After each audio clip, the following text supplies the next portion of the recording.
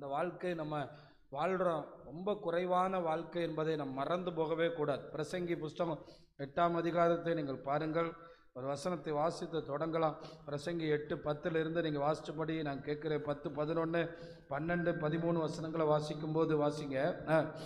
பரிசுத்த ஸ்தலத்துக்கு போக்குவரவு செய்த துன்மார்க்கர் அடக்கம் பண்ணப்பட்டதை கண்டேன். அவர்கள் அப்படி செய்து வந்த பட்டணத்திலேயே மறக்கப்பட்டு போனார்கள். 11வது வசனம். துர்க்கிரியைக்கு தக்க தண்டனை சீக்கிரமாய் நடவாதபடியால் மனுபுத்திரரின் இருதயம் பொல்லாப்பை செய்ய அவர்களுக்குள்ளே துணிகரம் கொண்டிருக்கிறது. ஞானி இதை பார்த்திருக்காரு. செய்யற பாவத்துக்கு தண்டனை கிடைக்காததுனால மனுஷனோட இருதயம் என்ன செய்தான்? துணிகரம் கொள்ளுதான். ஒரு தடவை தப்பு செஞ்சோம், தண்டனை வரல, அடுத்து அதை விட பெருசாக செய்வோம். அப்புறம் தண்டனை வரல, அப்புறம் இன்னும் கொஞ்சம் பெருசாக செய்வோம். இப்படித்தான் நிறைய பேர் பெரிய தண்டனைகளுக்கு உட்பட்டு போறாங்க. இதை கர்த்தருடைய வார்த்தை சொல்லுகிறது. 12வது வசனம் பாருங்க. பாவி 100 தரம் பொல்லாப்பை செய்து நீடித்து வாழ்ந்தாலும் என்ன என்ன? பாவி 100 தடவை தப்பு பண்ணி அவன் நல்லா இருந்தாலும் என்ன? அவன் நல்ல காரில் போனாலும் என்ன? அவன் ஆஸ்திகளை சம்பாதிச்சாலும் என்ன? ஆனால் நம்ம என்ன பார்க்குறோன்னா, இந்த பூமியில் பெருசாக வாழ்கிறத பற்றி தான் பார்க்குறோம். இந்த பூமியில் அவனை மாதிரி ஒரு பெருசாக வாழ்ந்தவன் எவனுமே கிடையாது. அவனை மாதிரி சம்பரமாக வாழ்ந்தவன் யாருமே. அவன் தான் சொல்கிறான், பாவி பொல்லாப்பை செய்து, பாவி தவறை செய்து. தம்பிங்க எல்லாரும் பாருங்கள் இந்த வசனத்தை. அவன் நீடித்து வாழ்ந்து என்ன பிரயோஜனம்? அப்போ இதில் என்ன அர்த்தம்னா, அவன் பாவியாக வாழ்ந்து அவன் பொல்லாப்பு செஞ்சு நீடித்து வாழ்ந்தாலும் அவனோட வாழ்க்கைக்கு அப்புறம் அவனுக்கு ஒரு பெரிய தண்டனை இருக்குங்கிறத இங்கே அழுத்தமாக பேசுகிறார். அதுதான் இந்த வசனத்தில் அவர் சொல்ல வர்றார். அவன் 100 வருஷம் வாழ்கிறதெல்லாம் முக்கியம் இல்லை, அவன் நீடித்து வாழ்கிறதெல்லாம் முக்கியம் இல்லை. அவன் குறைவாக வாழ்ந்தாலும் அவன் தேவனிடத்தில் போய் சேர்ந்தால் அதுதான் அவனுக்கு ஆசீர்வாதம். நான் வேதாகமத்தில் பார்த்த வரைக்கும், நான் சரித்திரத்திலையும் பார்த்த வரைக்கும் ரொம்ப பெரிய சாதனையாளர்கள் எல்லாம் கொஞ்சம் தான் வாழ்ந்திருக்கிறார். நம்ம கையில் இருக்கிற இந்த தமிழ் வேதாகமத்தை மொழிபெயர்த்தவருக்கு 38 வயசு தான். அவர் அந்த நாட்டில் இருந்து இந்த நாட்டுக்கு வந்து ஜெர்மனியிலேருந்து நம்ம தரங்கம்பாடியில் இருந்து இந்த வெயிலெல்லாம் கஷ்டப்பட்டு இதை மொழிபெயர்த்து முடிக்கிறதுக்குள்ளே அவர் என்ன பண்ணிட்டார்? இறந்துட்டார். அவர் வாழ்ந்ததுக்கு இன்னைக்கு உங்கள் கையில் இந்த பைபிள் என்னவா இருக்கு? சரித்திரமா. அவர் போய் இன்னைக்கு 200 வருஷம் ஆயிடுச்சு. ஆனால் அவர் வாழ்ந்தாருங்கிறதுக்கு நம்ம எல்லாரும் கையில் இருக்கிற இந்த புத்தகம் அடையாளம். அவர் வாழ்ந்தாருங்கிறதுக்கு. ஆனால் அவரோட கூட எத்தனையோ பேர் 100 வருஷம் வாழ்ந்தாங்க.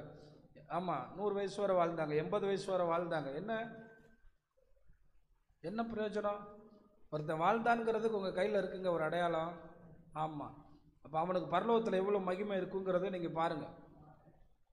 இப்போ நம்ம வாழ்கிற இந்த வாழ்க்கை 100 வருஷம் வாழ்கிறோமா, 80 வருஷம் வாழ்கிறோமா, தப்பு பண்ணி வாழ்கிறோமா? அதனால் என்ன பிரயோஜனம்? இப்போ எப்படி வாழணுங்கிறதா இன்னைய செய்தி. அதில் சொல்கிறா பாருங்க, தேவனுக்கு அஞ்சி அவருக்கு முன்பாக பயந்து இருப்பவர்களே. ஆமாம், இன்னைக்கு நம்ம கற்றுக்கொள்ள வேண்டிய மிக முக்கியமான பாடமா. ஒரு தம்பிகிட்ட கேட்டேன், ஸ்கூலுக்கு எப்படி போகிறேன்னு. ரொம்ப சீக்கிரம் போயிடுவேன், பஸ்ஸை என்னைக்காவது மிஸ் பண்ணியா? எங்களுக்கு அப்படி ஒன்றும் கூட்டத்துக்கு சீக்கிரம் வரணும், முக்கியப்படுத்தணும் எங்களுக்கு ஒன்றும் பெரிய விஷயம் இல்லை. நாங்கள் அப்படி தான் இருப்போம். இன்னைக்கு கற்றுக்கொள்ள வேண்டிய மிக முக்கியமான காரியம், வாழ்கிற ஒவ்வொருத்தவங்களும் மேலே ஒருத்தர் இருக்கார்.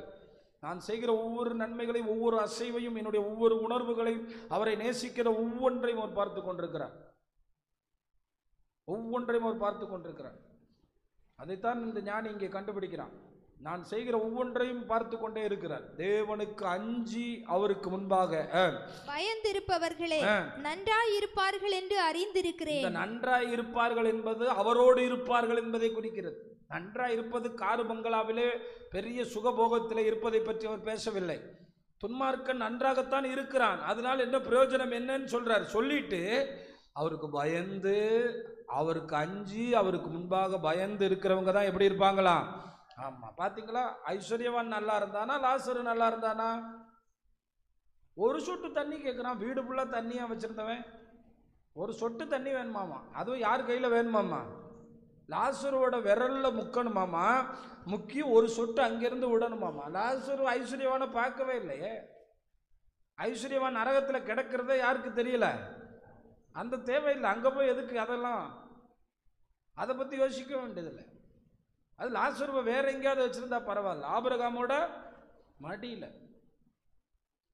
இப்போ யார் நல்லா வாழ்ந்தா? அந்த பூமியில் அவன் சம்பிரமா வாழ்ந்தானே, நல்ல மகிமையா வாழ்ந்தானே, எல்லாம் அவனுக்கு இருந்தது, மாட மாளிகைகள் இருந்தது. ஆண்டவரே அங்கே ஒரு சத்தம் போடும்போது சொல்றாரு, நீ இந்த பூமியில் எப்படி வாழ்ந்த? இன்னைக்கு நிறைய பேர் நல்லா உடுத்தணும், நல்லா குடிக்கணும், நல்லா சாப்பிடணும், நல்லா என்ஜாய் பண்ணணும், நல்லது தான், அதை பற்றி பிரச்சனை இல்லை. ஆண்டவர் அதுக்கு எப்பயுமே தடுக்கிறவர் அல்ல. ஆனால் தேவனுக்கு அஞ்சி இருக்கிறோமா? எதற்காக சம்பாதிக்கிற பணத்தில் கொஞ்சம் சேமித்து வைக்கிறோம்? வயதான காலம் வரும், அந்த வயதான காலத்துக்கு அப்புறம் ஒரு நித்திய காலம் வருமே, அதையும் கொஞ்சம் கவனியுங்கள். அதற்காக தேவனுக்கு அஞ்சி நடங்கள். அப்பொழுதுதான் நீங்கள் நன்றாக இருப்பீர்கள். என்னவா? அப்பொழுதுதான் என்ன செய்வீர்கள்? நன்றாக இருப்பீர்கள். அதை நீங்கள் கொஞ்சம் கவனியுங்கள். யாராவது ஒருவர் தன்னுடைய வாழ்க்கையில 30-40 வயதில் கிடைக்கிற பணத்தை முழுதும் செலவு பண்ணிவிட்டால் அவர் 50 வயசுக்கு மேல சோத்துக்கு என்னதான் எடுக்கணும்? நம்ம சொல்லக்கூடாது. அட்லீஸ்ட் ஒரு 10% பணத்தையாவது தனக்கென்று வைத்திருந்தால் பிள்ளைகள் கூட ஒரு இனிப்பை சுற்றி வருகிற ஈயை போல சுற்றி வருவார்கள். அதுபோல இப்பொழுது நாம் தேவனிடத்தில் வந்திருப்பதும் தேவனை அஞ்சி நடப்பதும் நமக்கு வாழ்க்கைக்கு அப்புறம் ஒரு நித்திய காலத்தை குறித்து வேதம் தொடர்ந்து பேசிக் கொண்டிருக்கிறதே.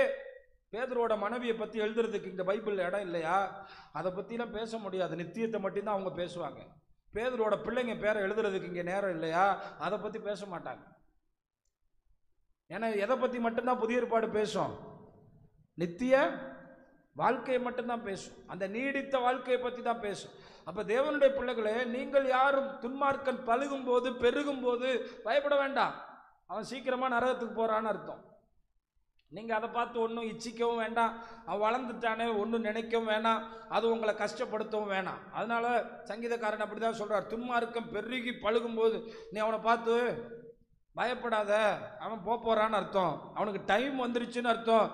ஆனால் அவங்க நீடித்து வாழ்வதில்லை. நமக்கு அந்த நீடித்த வாழ்வு என்று இந்த வசனம் குறிப்பது, தயவு கூர்ந்து புரிந்து கொள்ளுங்கள், நித்திய வாழ்வை குறித்து பேசுகிறது. எதை குறித்து பேசுகிறது? ஆனா அடுத்த வசனத்தை பார்த்தீங்கன்னா அதை இன்னும் அழகா சொல்லுவார். துன்மார்க்கனோ நன்றாய் இருப்பதில்லை, நன்றாய் இருப்பதில்லை, அவன் தேவனுக்கு முன்பாக பயப்படாது இருக்கிறபடியால். அதனாலதான் நல்லா கவனித்துக் கொள்ளுங்கள். உங்கள் ஒவ்வொருவருக்கும் நான் சொல்லுகிறேன், தேவன் ஒருவர் உண்டென்று பயந்து வாழுங்கள். 128 சங்கீதம் சொல்லுது பாத்தீங்களா? உன் கைகளின் பிரயாசத்தை நீ சாப்பிட உனக்கு பாக்கியமோ, உன் மனைவி உன் வீட்டோரங்களில், உன் பிள்ளைகள் உன் பந்தியை சுற்றிலும், இந்த கர்த்தருக்கு பயப்படுகிற மனுஷன் இவ்விதமாய். ஆமா, அதனால இந்த பூமியிலே பெரிதாய் வாழ்வதையோ அதையே மகிமை என்று எண்ணி விடாதிருங்க. தேவனுக்கு அஞ்சி நடப்பதுதான் மகிமை. எதுதான் மகிமை? ஆமா, அப்பதான் நன்றா இருக்க முடியும். இந்த பரலோகத்தில் நன்றா இருப்பதை பத்தி பைபிள் எதை பேசுதுன்னா அவரோடு இருப்பதை பத்தி பேசுது. அதுதான் பேசுது, அவர்கிட்ட போய் சேர்றதை பத்தி பேசுது. இந்த பூமியில் வாழ்ற வாழ்க்கையில தேவன் இல்லாம வாழ்ந்தா நம்ம நல்லா இருக்க முடியாதுங்கிறத வசனம் நமக்கு எச்சரிக்குது. இங்க இருக்கிற ஒவ்வொருத்தரும் இதை நீங்க புரிந்து கொள்ள வேண்டும்.